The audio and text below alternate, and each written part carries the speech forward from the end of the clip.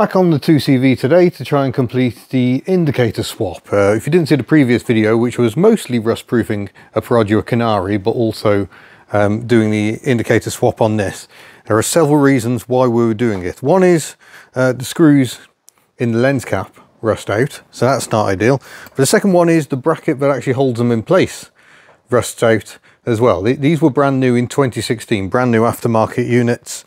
They haven't got very good weather protection on the back of them, it's just that rubber donut.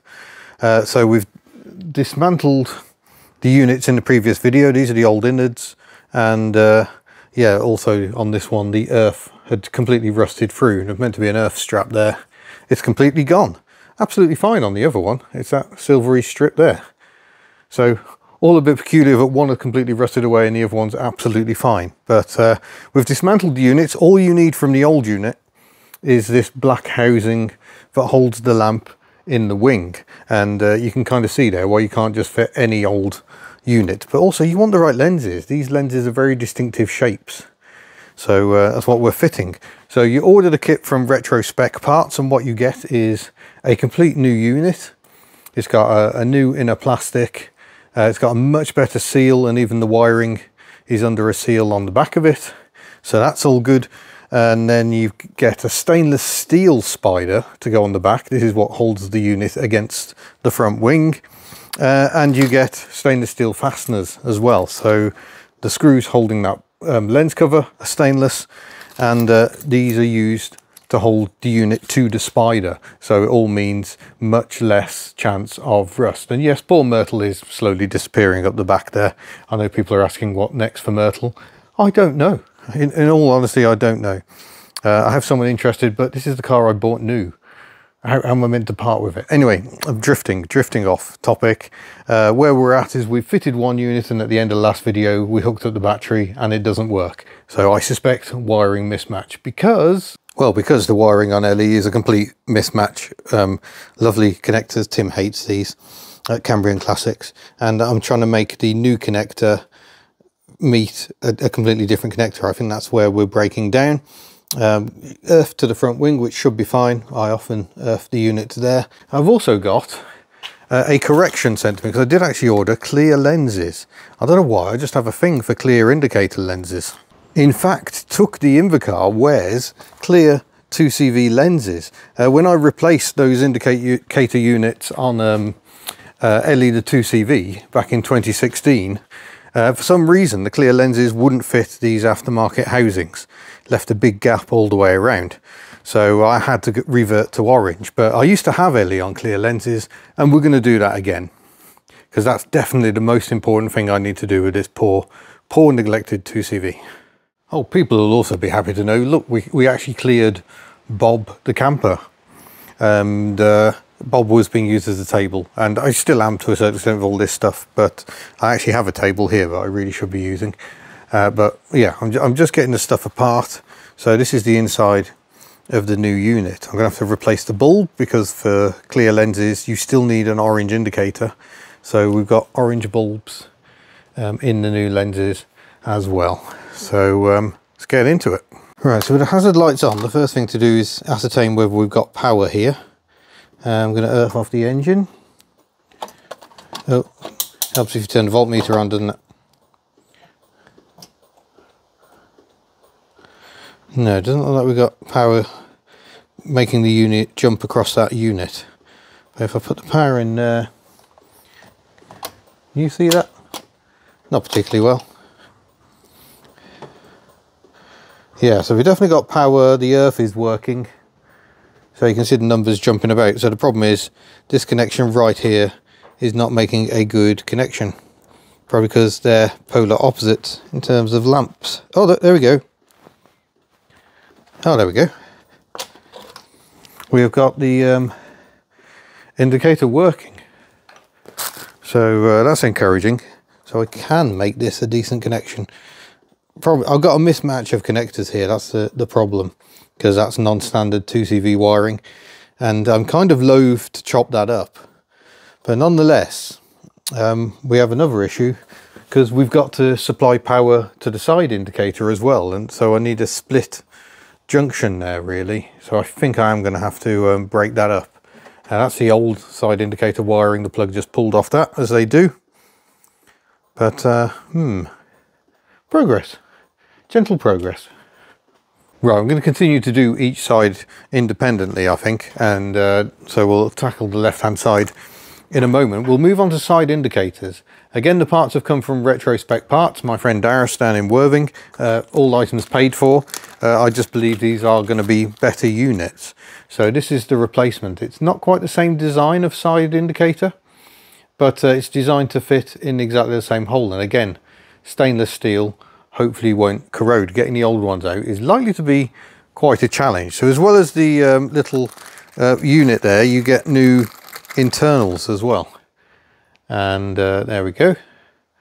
Hopefully this will be better quality too, because the problem is where the bulb sits, it's a really naff holder on the aftermarket units. It doesn't have any wiring as part of the kit, so I'm gonna have to do the wiring myself, but it's all simple stuff. It shouldn't be too much of a hassle.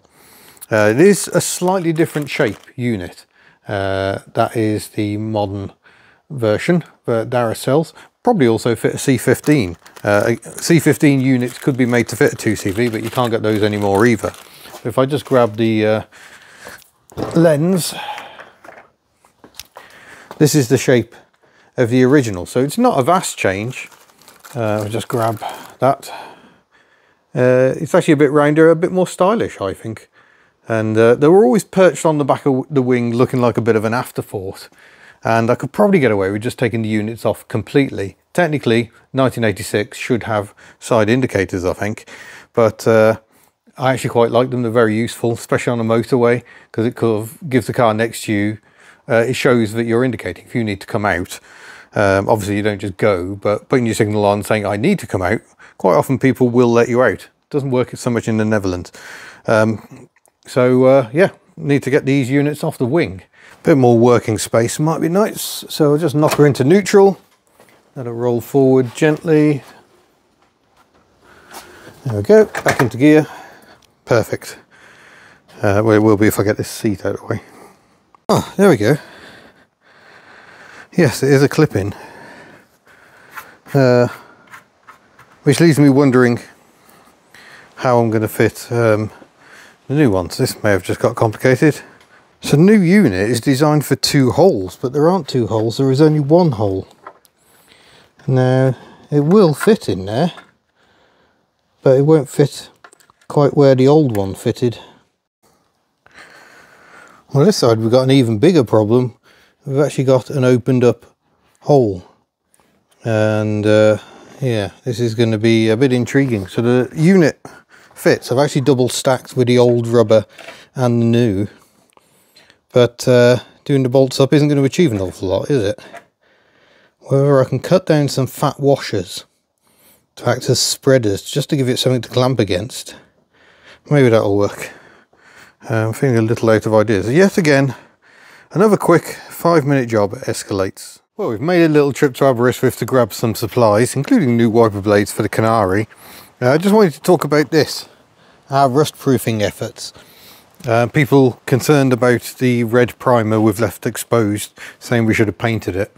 Absolutely, but I hadn't got any paint, and that's more expense on a 200 quid car. I think between them, the primer and the Alpha-Lan should do a sterling job of keeping that car going.